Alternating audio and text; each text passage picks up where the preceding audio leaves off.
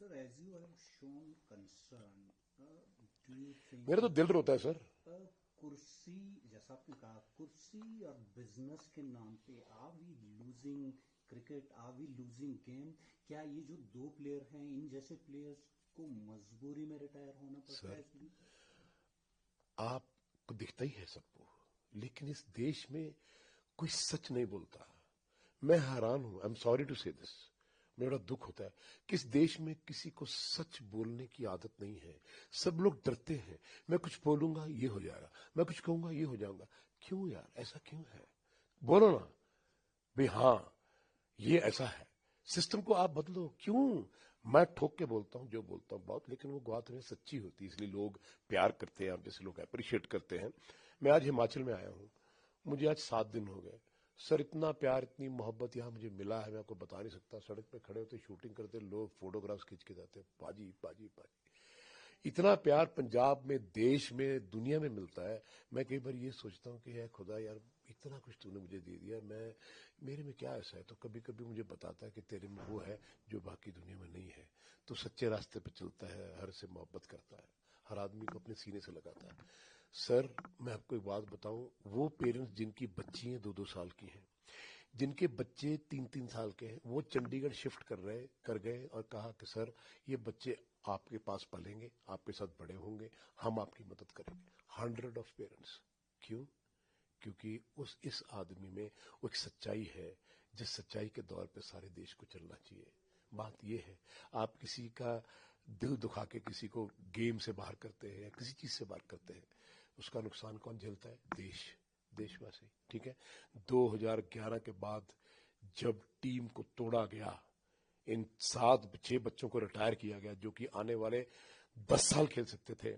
आपको ये नहीं पता कि कितना बड़ा गुनाह आपने कर दिया है, और आपको भगवान इसकी सजा देगा, आपके सामने आएगा सब कुछ। मैंने देखा है, आपने उस देश की टीम तोड़ दी जिस देश की टीम को बनाने के लिए 16 साल 17 साल लगे थे। यूवी 22 साल खेला, 20 साल ये सारे बच्चे खेले। वो 20 साल में हिंदुस्तान की टीम वर्ल्ड चैंपियन रही, हम फर्स्ट नंबर पे रहे, लेकिन हम अपने टीम तोड़ के आज हमने वो टीम की जो कमान है शुभमन गिल को पकड़ा दी। खुदा ना करे कहीं वो कैप्टनसी में लेफ्ट राइट हो गया, जो कि नहीं होगा मुझे पता है, क्योंकि उसके कमान यूवी के पास है।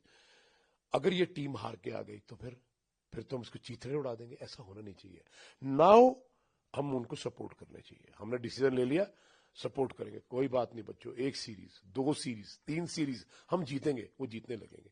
लेकिन अगर आप कहेंगे यार आप परफॉर्म नहीं कर रहे हैं, इसको भी निकाल दो, उसको भी निकाल दो। आपको पता है सर कि जो भी खिलाड़ी इंडियन टीम में खेलता है उसको क्या डर रहता है? अरे यार अगर मेरा बल्ला ना चला ना, मुझे निकाल देंगे। अगर जो मैंने स्कोर नहीं किया तो मुझे निकाल देंगे। अगर मैंने विकेट नहीं लगी तो मुझे निकाल देंगे। अगर मैंने कैच छोड़ दिया तो निकाल देंगे। सर हमारा एटीट्यूड ऐसा हो गया है जिंदगी में। हम बच्चों को बनाने के लिए क्या बर्बाद करने के लिए है?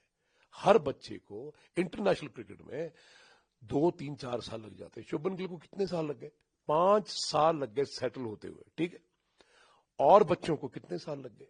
युवराज सिंह जैसे बच्चे आए, धमाका मचाया, वो और बात है। वीरू, ये सब लोग ये आउटस्टैंडिंग प्लेयर थे क्योंकि सपोर्टेड बाय द सीनियर्स।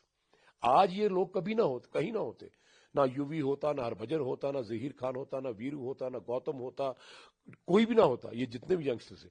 पर इनको सपोर्ट किसने किया? सौरव गंगुली ने। ये बच्चे मुझे टीम में चाहिए, ये वो कहता था।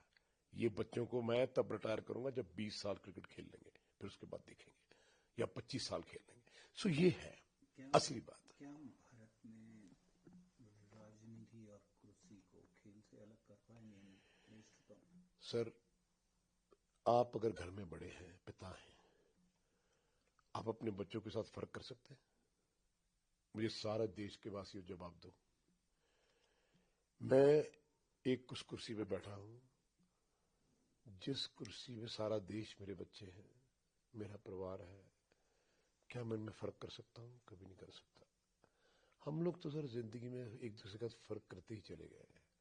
इस देश की हिस्ट्री उठाता हूं, आज भी देखता हूं, मेरा मन रोता है कि हम आज भी कहां खड़े हैं। हम इंसान बन पाए? नहीं सर।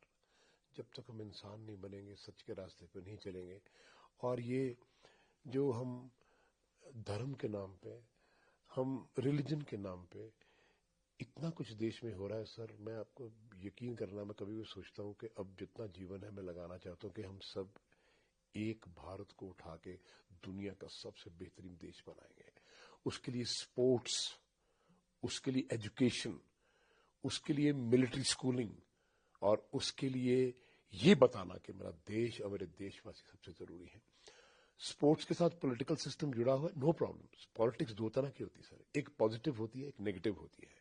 एक होती है देश के लिए, बहुत सारे हमारे बड़े बड़े नेता हैं, उन्होंने अपने देश के लिए काम किया, आपके सामने ही है।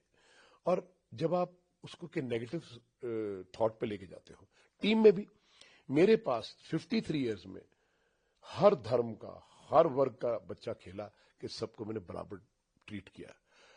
कभी मुझे किसी का फोन नहीं आया कि मेरे बच्चे को देख लो भाई, ये हो जाएगा या वो हो जाएगा, तो मुझे कभी किसी ने फोन नहीं किया। किसी की जरूरत नहीं है कि मुझे फोन करके कुछ सिफारिश कर दे। क्यों?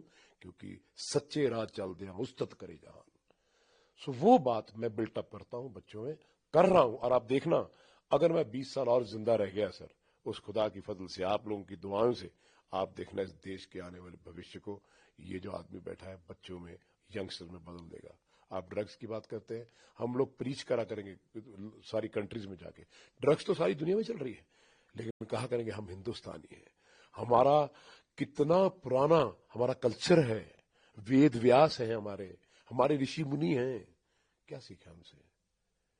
सो ये चीजें मैं सिखाता हूं कि बैठो शाम को, हाँ भाई चौकड़ा मारो, और सूरज डूब रहा है, अपने प्रैक्टिस की परमात्मा का शुक्र करते हैं, ओम का जाप चलता है, वाहे गुरु, हम ये सब करते हैं।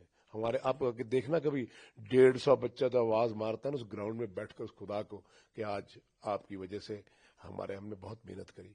आप देखना इतने इतने फूल, बड़े बड़े गेंदे के फूल इस देश के लिए बना के जाऊंगा उस खुदा की फजल से, आप देखेंगे।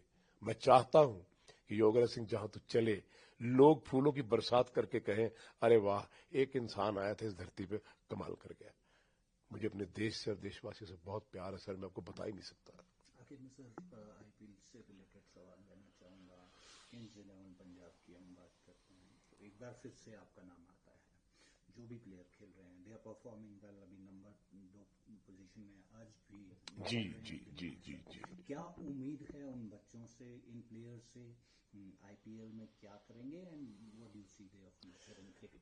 सर, आपके हिमाचल प्रदेश से मेरे पास 25 बच्चे हैं, पंजाब से हैं, गुजरात से हैं, बॉम्बे से हैं, कलकत्ता से हैं। आप इमेजिन करेंगे कि सारे देश, सारे बाहर से लोग इसी एकेडमी में क्यों आ रहे हैं? इसलिए आ रहे हैं कि उनको दिखता है कि एक आदमी सारा दिन खड़े होकर मेहनत करता है। जहां तक आईपीएल की बात है, किंग्स 11 क्यों तरक्की कर गई? अब वो जो बैट्समैन है अपना, जो नया बैट्समैन जो यूवी ने प्रमोट किया था इसको, मैं नाम भूल गया, हर सिमरन, पता नहीं क्या नाम है उसका, है ना, कुछ ऐसा नाम है, हर सिमरन, प्रभ सिमरन, राइट। वो भी यूवी का ट्रेनी है, वो भी वहीं पे था। अब देखिए कि उसको चांस मिला ना। अर्शदीप देखो कहां से कहां इंप्रूव कर गया। आज मुझे लगता है कि वसीम अकरम के लेवल की बॉल कर रहा है। सो एक बनाने की बात है। आईपीएल में किंग्स 11 इसलिए तरक्की कर रही है क्योंकि प्रीति जिंटा जी का बड़ा हाथ है इसमें, और नासवाडिया जी का बड़ा हाथ है, और इसलिए कि वो प्रमोट कर रहे हैं उन प्लेयरों को जो वाकई परफॉर्म कर रहे हैं, और उनकी इंटरफेरेंस कोई नहीं है। सो मैं समझता हूं कि जहां पे आप, अच्छा बच्चा किसी का भी हो सर, किसी के भी घर का हो, ठीक है, आप तो ग्राउंड में खेलना है, परफॉर्म करेगा तो वो बच्चा है।